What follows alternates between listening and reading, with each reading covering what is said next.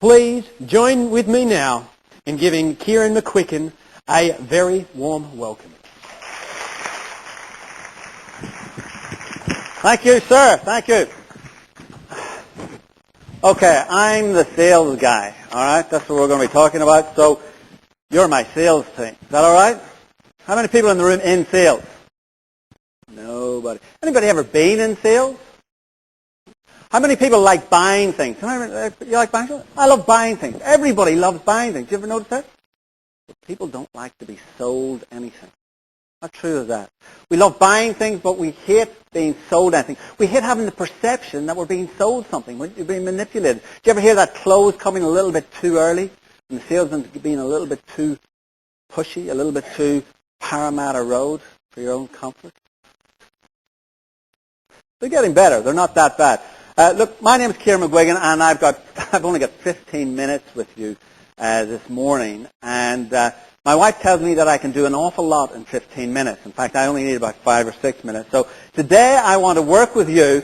So I have a small objective. I want to change your life. I want you, when you leave this room, when you walk away from here, when you go back to your organizations, that you're going to go back and say, you're the sales director, look, I know more than you. You're talking out of your hat. I know exactly what you should be doing.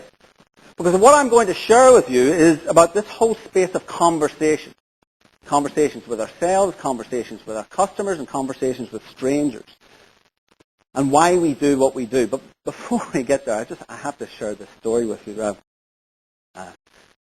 When Ron Tackey and the casino and Saxons and everybody was putting this event together, what happened was a call came through to my PA. She took a message. She passed the message on to one of my staff. She then subsequently passed that on to my wife. And I rang my wife. I think it was in Brisbane or something at that time. I said, any messages? And she said, oh, look, there's a call from the casino, and they want you to come along and do your tacky show. And I thought,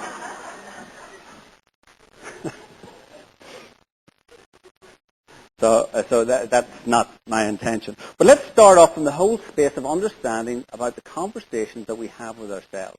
How many people in the room?